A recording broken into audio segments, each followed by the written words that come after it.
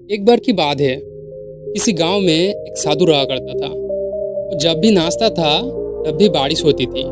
इसीलिए गांव के लोगों को जब भी बारिश की जरूरत होती तभी वो लोग साधु के पास जाते और उनसे अनुरोध करते कि वो नाचे। और जब वो नाचते लगते तो बारिश जरूर होती थी। कुछ दिनों बाद 4 लड़के शहर से गांव में आए घूमने के लिए। जब उन्हें ये बात पता चली कि किसी साधु के नाचने से बारिश होती है तो उन्हें यकीन नहीं हुआ। शहरी पढ़ाई लिखाई की घमंड में उन्होंने गांव वालों को एक चुनौती दे दी कि अगर हम भी नाचेंगे तो बारिश होगी, और अगर हमारे नाचने से बारिश नहीं हुआ तो साधु के नाचने से भी बारिश नहीं होगी। अगले दिन सुबह सुबह गांव वालों ने वो चारों लड़कों को लेकर साधु के कुटिया के पास पहुंचे। गांव वालों ने साधु को सारी बात बताई। फिर वो लड़कों ने नाचना शुरू किया। पहले लड़के ने नाचना शुरू किया। आधा घंटा बीत गया, फिर पहला लड़का थक कर बैठ गया पर बादल नहीं दिखे। कुछ देर बाद दूसरे लड़के ने नाचना शुरू किया और 1 घंटे बीतते बीतते वो भी थक कर बैठ गया। बाकी दोनों लड़के ने भी ऐसा ही किया पर बारिश नहीं हुई। अब साधु की बारी थी, उसने नाचना शुरू किया।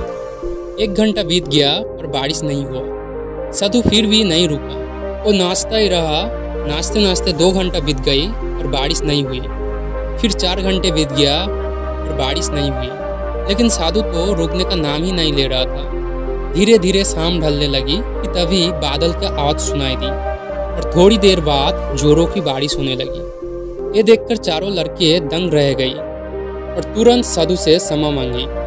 फिर चारों लड़के ने साधु से पूछा, बाबा भला ऐसा क्यों कि हमारे नाचने से बारिश नहीं हुई और आपके नाचने से बारिश हो गई? साधु ने उत्तर दिया कि जब मैं नाचता हूँ तो 2 बातों को ध्यान रखता हूँ। पहली बात तो मैं ये सोचता हूँ कि अगर मैं नाचूंगा तो बारिश को होना ही पड़ेगा, और दूसरी ये है कि मैं तब तक नाचूंगा जब तक कि बारिश ना हो जाए। सफलता पाने वाले में भी यही गुण विद्यमान होता है। वो जिस काम को भी करता है उसमें उन्हें सफल होने का पूरा भरोसा होता है, और वो तब तक उस काम को करते हैं जब तक कि उसमें सफल ना हो जाए।